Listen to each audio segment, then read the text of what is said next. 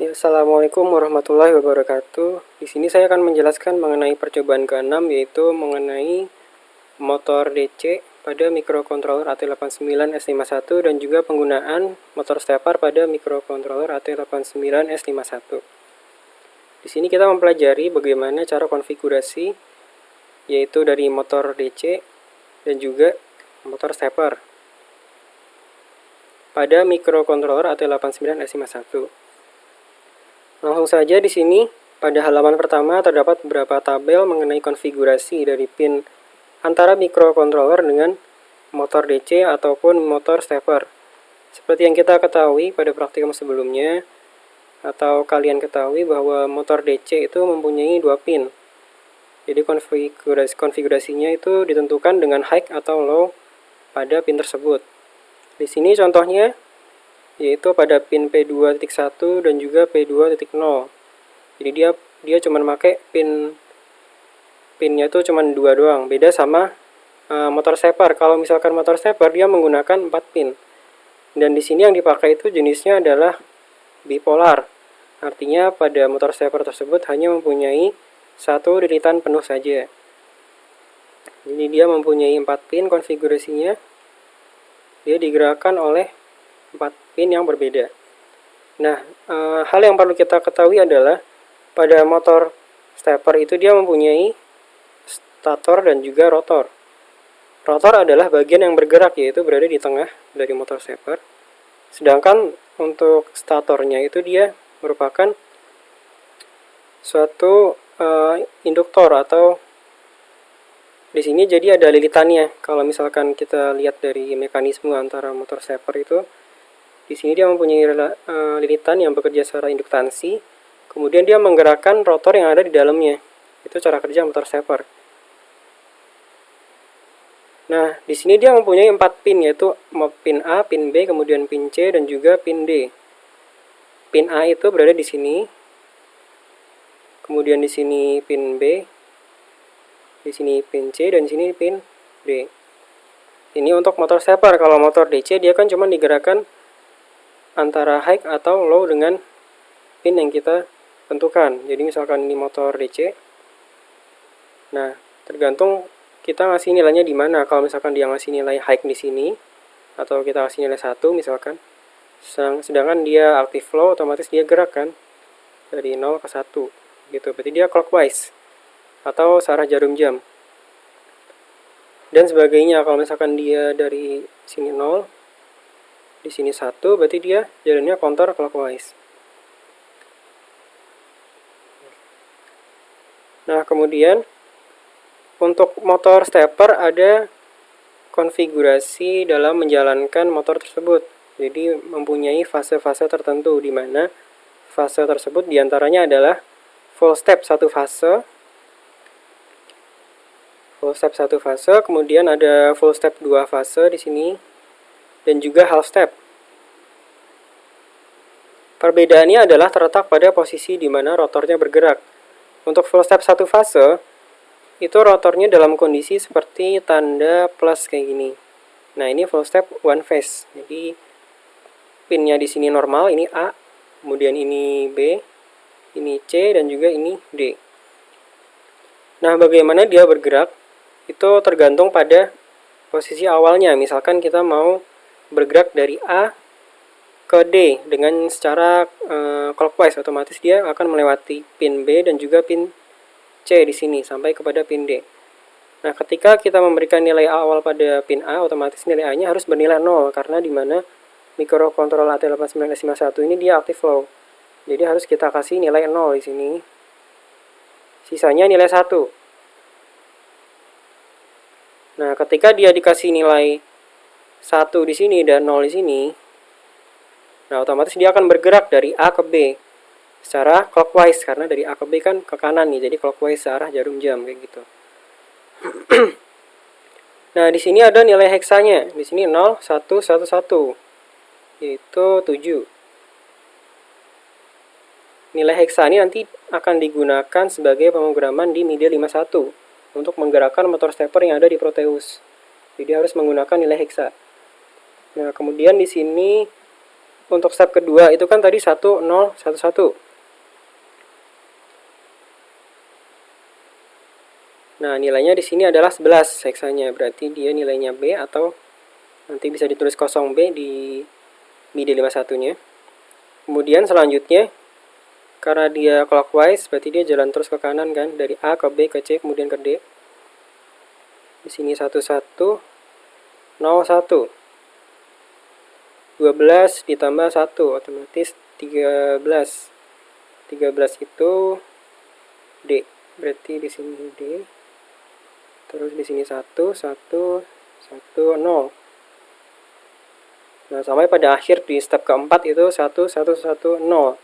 Dia akan berhenti dengan satu putaran penuh pada full step satu fase. 14E.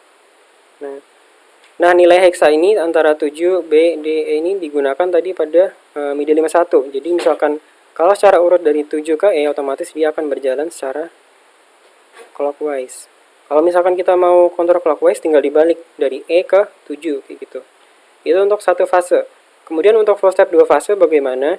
Posisi rotornya itu seperti tanda X, jadi dia bergerak pada posisi ini. Nah, ini untuk kondisi awal seperti ini dinamakan full step 2 phase. Jadi bergeraknya dari posisi yang ini ke sini, kemudian ke sini, ke sini. Itu dinamakan full step 2 fase atau fase kedua dari posisi full step. Nah, untuk penamaan pinnya itu berbeda dengan yang satu fase. Kalau di sini kan dia cuma satu huruf. Nah, kalau misalkan di 2 fase dia ada 2 karena berada di antara huruf ke satu dengan huruf yang lain. Misalkan di sini A ke B, berarti di tengahnya adalah pin A, B seperti itu. Nah, di sini ada di antara B sama C yang ini. Berarti namanya BC. Dan seterusnya di sini CD. Yang terakhir adalah DA. Nah, untuk pemberian nilainya sama dengan yang di atas. Bedanya diisinya adalah dengan dua huruf sekaligus atau dua nama sekaligus ya, antara A dan B atau B dan C atau C dan D kayak gitu. Misalkan posisi awalnya sama dengan yang di atas, yaitu pada sisi AB, berarti otomatis kita harus memberikan nilai 0 di A dan juga di B. Sisanya adalah 1. Seperti itu. Nah, sama seperti sebelumnya, dia misalkan bergerak secara clockwise, otomatis dari AB ke BC. Dari AB ke BC, berarti nilainya di sini 1, sini 0, 0, sini 1. 9. Oke, terus di sini jalan lagi kan dia, 1, 1, 0, 0. 8 tambah 4, 12. Nanti dia HC. Kemudian dia jalan lagi.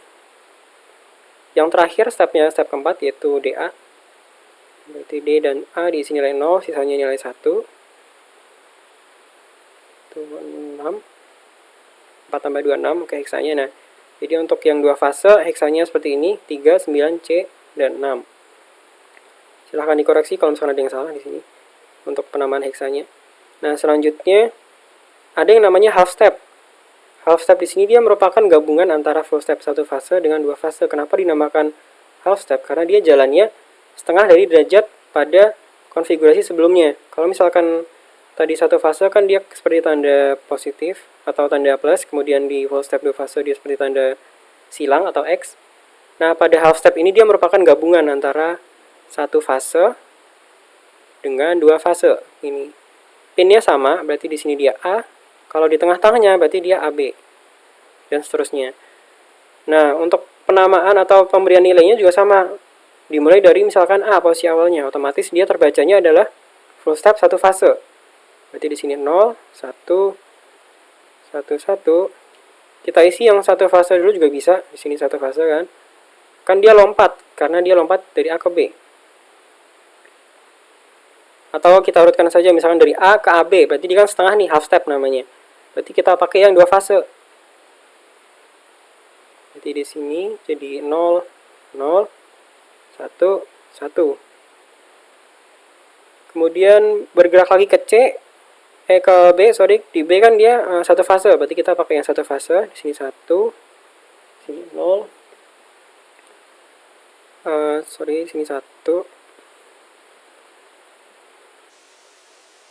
Nah, sini 1, sini 1.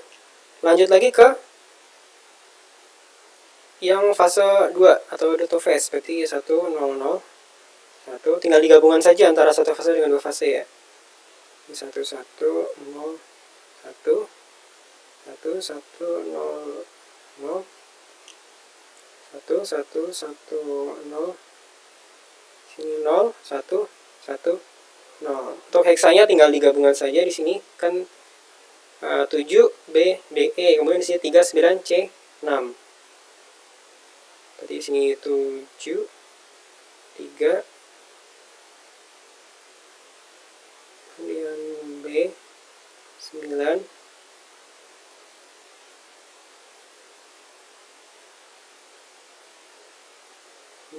D, kemudian C di sini, terus bagian 1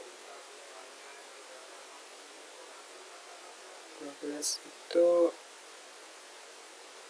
tadi apa nih, D.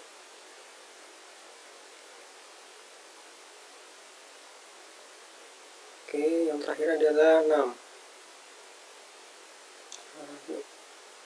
Ya, 6 seperti itu. Jadi nilainya gabungan ya antara yang ini 7 BDE dengan 39 C6, tinggal digabungan saja.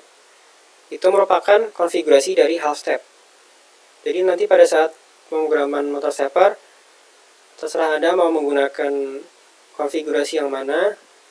Jadi bebas tergantung yang diminta. Kalau half step berarti kita pakai yang ini konfigurasinya. Ada 8 step. Kalau misalkan two phase pakai yang ini. Kalau misalkan one phase berarti yang ini. Yang 7, B, D, dan juga E.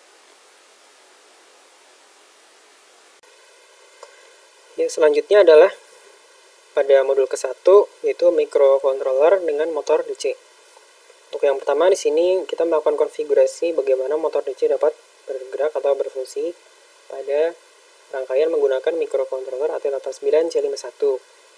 Di sini terdapat skematiknya, yaitu komponennya ada AT89C51, kemudian ada kapasitor.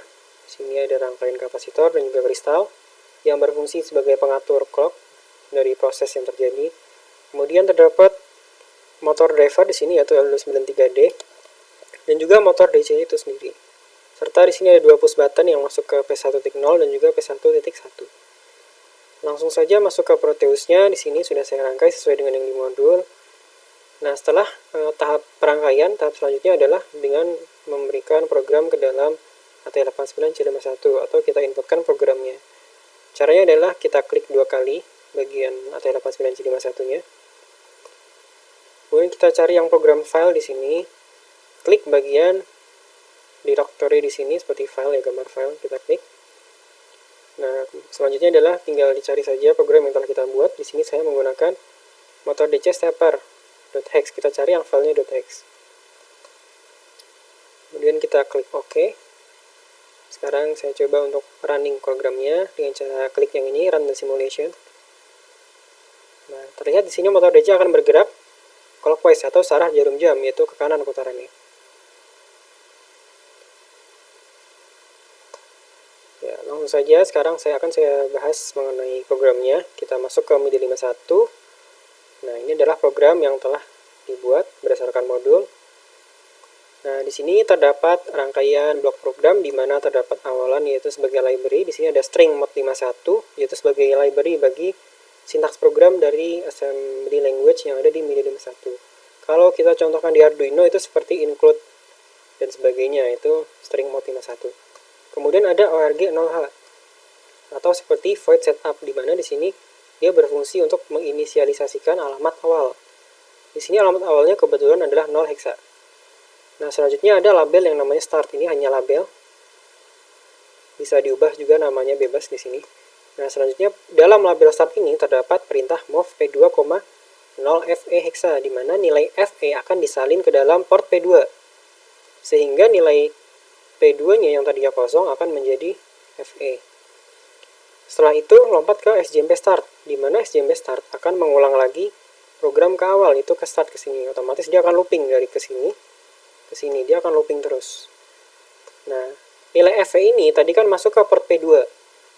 Port P2 dalam AT89C51. Sekarang kita lihat port P2 di sini. Nah, port P2 di sini itu kan terdapat 8 bit. Jadi dari P2.0 sampai P2.7 di mana dia tadi sudah diinputkan nilai FE dalam bentuk heksa. Nah, ini bisa kita lihat ini kan berwarna dari merah ke biru. Merah itu artinya 1, sedangkan biru artinya 0.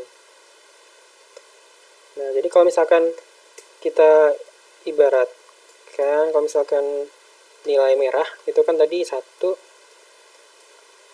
sedangkan biru itu dia 0. Nah, pada AT89C51 ini dikatakan active flow. Kenapa active flow? Kalau kita lihat di sini kondisi default dari pin-pin yang ada di sini kan nilainya 1. Jadi ketika tidak ada inputan atau faktor eksternal yang mempengaruhi dari si AT89C51, maka tidak akan ada proses yang terjadi seperti itu. Sebelum kita definisikan pin tertentu untuk menjadi nilai 0, contohnya kayak gini. Jadi ketika dia dikasih nilai 0 kan akan aktif di sini. Nah, itu dinamakan active flow gitu. Jadi kondisi defaultnya 1, untuk mengaktifkan harus diberi nilai 0, itu namanya active flow. Nah, di sini kan terdapat port tadi P2 itu dari 2.0 sampai P2.7. Kita lihat kalau menulis portnya dari kiri itu yang paling besar, jadi P2.7 sampai dengan P2.0. Port P2 tadi diinputkan nilai FE. Kalau misalkan nilai heksanya dibagi 2, berarti kan dijadikan biner, itu masing-masing 4 bit berarti. F itu 1111, sedangkan E itu 1110. Nah, terlihat di sini kan nilai merahnya dari ujung 7 ke 1. Jadi dari P2.7 sampai P2.1 dia nilai 1. Sedangkan untuk yang P2.0 dia mendapatkan nilai 0. Maka di sini biru. Nah, sekarang kita lihat untuk rangkaian selanjutnya. Dari inputan tersebut dia masuk ke dalam motor driver L293D, di mana pada P2.0 itu masuk ke dalam inputan 1, sedangkan P2.1 masuk ke inputan yang kedua. Nah, kalau kita lihat di sini, tadi kan jalannya clockwise atau ke kanan, di mana seperti yang saya utarakan di awal tadi, kalau misalkan aktif flow dia akan berjalan untuk motor DC yaitu dari 0 ke 1. Nah, di sini untuk pin yang mendapatkan nilai 0 yaitu pin 2 pada inputan 1, dia masuk ke output 1. Output 1 itu sehingga dia mendapatkan nilai 0 kan di output 1. Nah, berarti dia akan berjalan dari output 1 ini ke output 2. Artinya akan terjadi proses yang namanya clockwise pada motor DC. Dari 0 ke 1, dari 3 ke 6 seperti itu. So, untuk nilai FE berarti bisa kita katakan kalau misalkan diberi nilai FE pada port P2-nya, maka motor DC akan bergerak secara clockwise. Selanjutnya kita akan pindah ke coding selanjutnya. Silahkan diisi analisanya seperti apa dari program yang telah saya jelaskan tadi. Selanjutnya di sini terdapat perbedaan. Tadi kan FE, sekarang FD. Nah, langsung saja kita rubah di sini FD.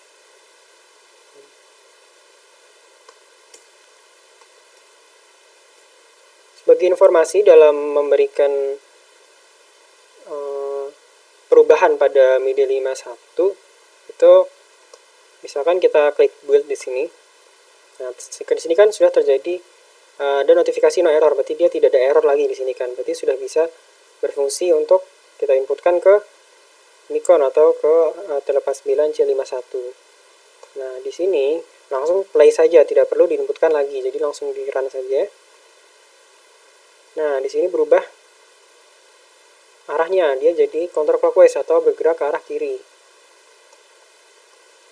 Karena dikasih nilai FD, ini kan lihat nih 1 1 1 1 1 1 1 0 1 gitu. Dia bergerak ke arah kiri atau counterclockwise. Itu untuk FD. Kemudian lanjut ke program selanjutnya. Nah, di sini terdapat perbedaan, yaitu ada yang namanya JNB dan juga ada tambahan label, yaitu kanan dan juga kiri. Ada JNB untuk port yang P1, P1.0, dan juga P1.1.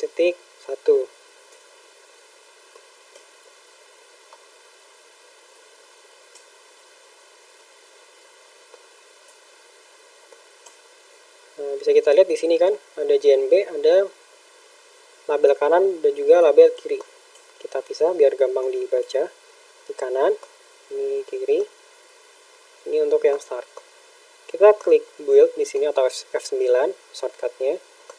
Kita run kembali. Nah, pada kondisi awal motor akan diam atau tidak ada perubahan yang terjadi di motor DC. Tadi kan ada yang namanya push button, di sini ada 2 push button, dia masuk ke dalam P1.0 dan juga P1.1 di sini. Sekarang saya akan coba tekan untuk yang pertama, itu P1.0.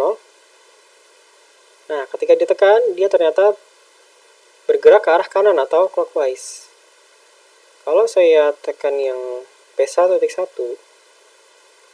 nah ternyata dia bergerak ke arah kiri atau counter clockwise. Nah, seperti yang kalian ketahui, tadi untuk nilai FE itu kan dia clockwise, sedangkan untuk FD itu nilainya counter clockwise. Nah, di sini terdapat 2 pilihan atau seperti percabangan, di mana menggunakan JNB, yaitu jump, if, not, bit, set. Jadi, ketika suatu pin tersebut tidak mendapatkan nilai 1, bit set itu mendapatkan nilai 1. Jadi, if not, ketika tidak mendapatkan nilai 1, atau dengan kata lain, ketika P1.0-nya mendapatkan nilai 0. Ketika P1.0-nya mendapatkan nilai 0, ketika dia berubah menjadi warna biru. Artinya, mendapatkan nilai 0 itu ketika ditekan. Jadi ketika ditekan, nah ketika ditekan, dia akan lompat ke label yang namanya kanan. Akan jump ke yang namanya kanan, gitu.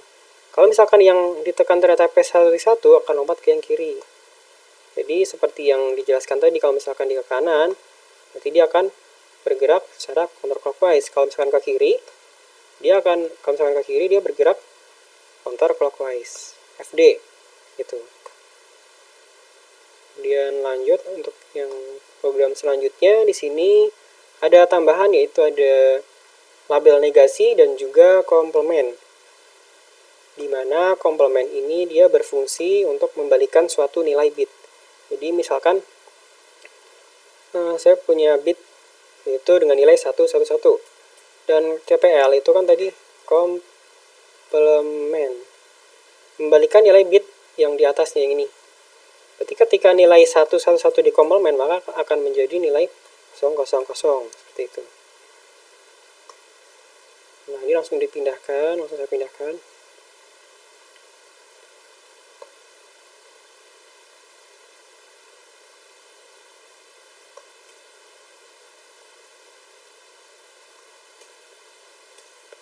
Ada JNB lagi, ada JNB P1.0, kemudian lompat SJMP start, melakukan pengulangan terus-menerus.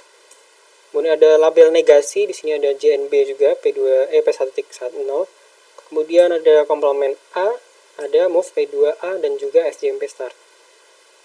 Ini start, ini pendefinisian awal nilai move A itu sama dengan FD. FD berarti dia tadi kan counter clockwise. Kita lihat dulu. Kita F9. Kita harus stop dulu ya, kalau lagi jalan di stop dulu, baru kita run lagi. Nah, untuk yang pertama, ini berarti kan dia masih diam. Kenapa masih diam? Karena di sini kan masih dimasukkan nilai akumulator, belum ke port yang ada di sini, belum ke port P2. Sekarang saya coba klik untuk yang P1.0. P1.0 saya coba klik. Dia akan jalan ke kanan, yaitu clockwise atau searah jarum jam. Sekarang saya coba klik lagi di sini push button ya. Nah, saat diklik untuk yang kedua kalinya, dia akan berubah ke kiri. Jadi melakukan negasi seperti itu. Nah, sekarang lihat bagian sini port P2 yang di tengah ini. Nah, ini kan dia merah nih, 1, 1, 1, kemudian 0, 1. Kalau saya klik, nah, dia akan berubah, yang tadinya 1 jadi 0. Itu dinamakan komplement. Seperti itu. Makanya dia berubah di sini.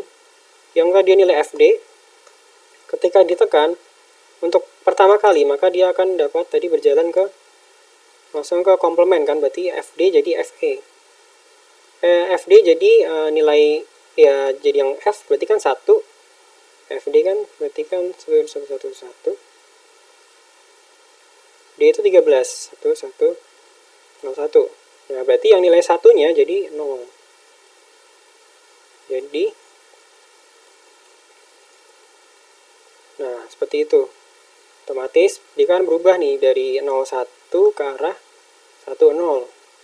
Begitu. Jadi dia berubah dari clockwise ke counter clockwise dan melakukan pengulangan terus menerus seperti itu. Nah, itu untuk percobaan pada modul ke-1 yaitu motor DC. Ya, selanjutnya adalah pada modul kedua di sini yaitu microcontroller dengan motor stepper. Kalau tadi menggunakan motor DC, sekarang kita menggunakan motor stepper.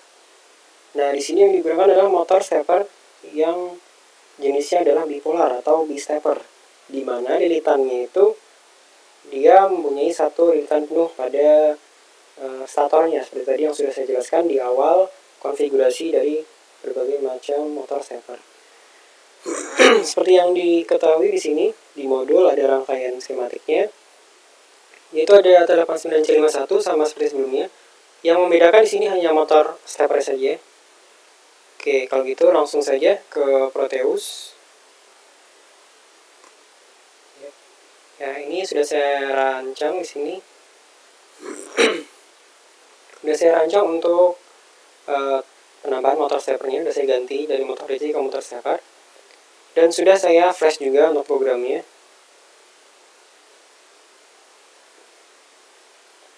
Jadi ini adalah program yang sudah dibuat di MIDI 51. Seperti tadi yang sebelumnya kita klik F9. Kemudian kita running programnya. Nah, ini hasil dari outputnya. Oke, di sini dia kurang terlihat ya pergerakan motor steppernya, dia fase berapa, mau full step atau half step. Karena di sini delaynya terlalu cepat nih, bisa kita lihat di sini dari perubahan dari P2.0 sampai P2.3 atau keempat pinnya dia perubahannya cepat sekali nih, jadi nggak begitu kelihatan. Mungkin kalau diimplementasi secara nyata bisa kelihatan, tapi kalau misalkan di program kurang kelihatan. Jadi kita turunkan delaynya saja. Nah, ini untuk penjelasan dulu. Jadi seperti tadi ada yang namanya label start sebagai awalan untuk menaruh program awalan. Kemudian di sini untuk port P2 ada berbagai macam nilai. Kalau tadi kan cuma satu nilai pada motor DC, FE ataupun FD tadi untuk yang motor DC. Nah, kalau di motor stepper itu tergantung kita mau fase keberapa. Nah, kalau dilihat di sini kan ada 07, 0B, D dan juga E. Nah, tadi kan udah disinggung tadi pada yang awal tadi, bagian awal konfigurasi. Nah, ini kan sudah nih. Tadi untuk yang 7B, D dan juga E. Nah, di sini ada konfigurasi 7B, D dan E itu dia termasuk full step satu fase kan. Jadi untuk konfigurasi yang pertama pada motor stepper ini dia termasuk yang one phase full step dengan konfigurasi seperti ini. Jadi kita harus inputkan nilai heksanya ke dalam program MIDI 51. Selanjutnya sama seperti tadi FSD start. Nah, di sini ada yang namanya call delay, di mana delay ini dia akan berfungsi sebagai waktu penundaan dari proses setiap stepnya. Step 1, ini kan step 1. Kemudian turun ini step 2, step 3, dan step 4. Nah, masing-masing step ada yang namanya delay. Delay tertentu bagaimana dia bisa bergerak si motor steppernya. Nah, delay ini dia akan mengarahkan ke label yang namanya delay ini, di mana pada delay dia terdapat inisialisasi dari register 0 yang nilainya adalah 0A. 0A ini atau R0 ini itu sebagai nilai awal dari delaynya. Jadi ini sebagai nilai awal dari delay R0, dan prosesnya itu secara turun, jadi inheritance atau turun-menurun. Nah, kalau misalkan nilai awalnya R0, berarti kalau misalkan ini kan dimulai dari R1. Jadi dia akan proses delaynya dimulai dari R1, pengurangan di R1. Kemudian masuk ke R0.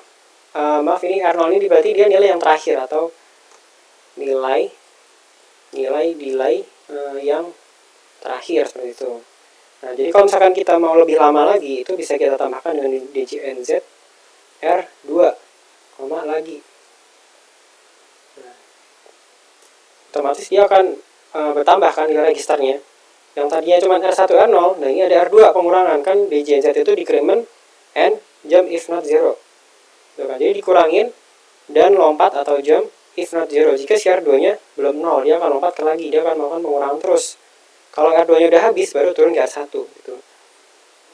Nah, tadi kan nilai R0 itu dia sama dengan nilai akhir. Jadi ini tuh nilai akhir. Nilai akhir delay. Nah, berarti nilai awalnya kita tentukan nih. Kalau misalnya R1 ya udah R1. Ternyata tadi kecepatan. Berarti kita harus tambahkan lagi untuk registernya, berarti R2. Nah, prosesnya bagaimana? Untuk pendefinisian nilai itu hanya nilai terakhir saja. Kalau misalkan R2, dia kan nggak didefinisikan kayak gini, R2, nggak ada nilainya. Nah, kalau nggak ada nilainya, berarti nilainya dia masuk ke nilai default, yaitu FF hexa. Atau kalau kita jadikan desimal itu nilainya 255. Berarti kan dia 1111, 1111. Nah, dari sekian ini akan melakukan pengurangan terus-menerus nih, DJNZ, sampai nilainya ini sama dengan 0. Baru dia turun ke R1.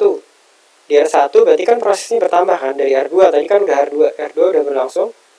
Nah, berarti jadi R1 nilainya default juga, berarti FF sama. Nah, ternyata di R0 dia 0A. Berarti proses semuanya itu FF dan 0A. Nah, seperti itu. Ini delaynya. Sekarang kita coba untuk 0A dan R2 ini apakah sudah bisa terlihat untuk perubahan stepnya. Oh, ternyata masih terlalu lambat ya, terlalu lambat. Oke, sekarang kita turunkan misalkan 0,4. Biar dia agak cepat, cuman dia imbang karena ada R2, jadi nilainya seimbang.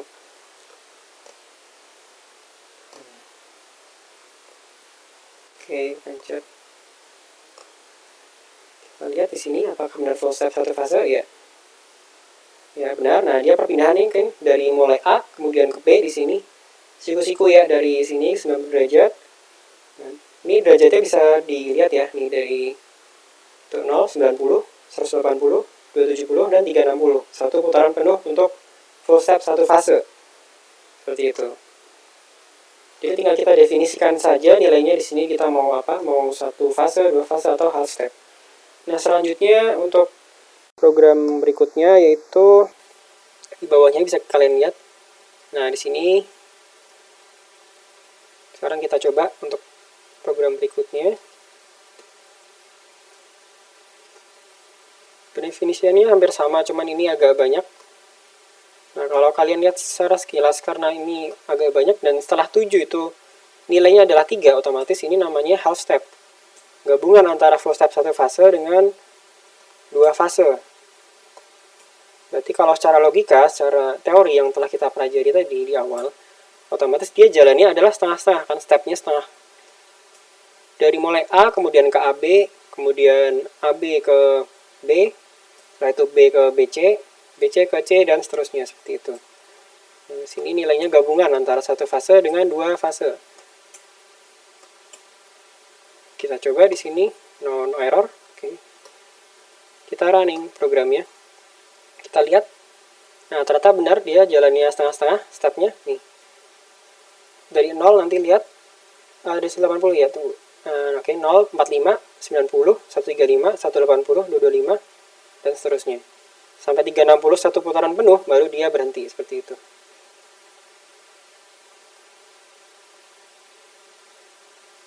Ya, oke. Jadi masing-masing di sini itu stepnya itu kalau dilihat dari motor stepper itu dia sekitar 1,8 derajat per stepnya. Jadi kalau misalkan dia setengah step atau half step itu sama dengan 0,9.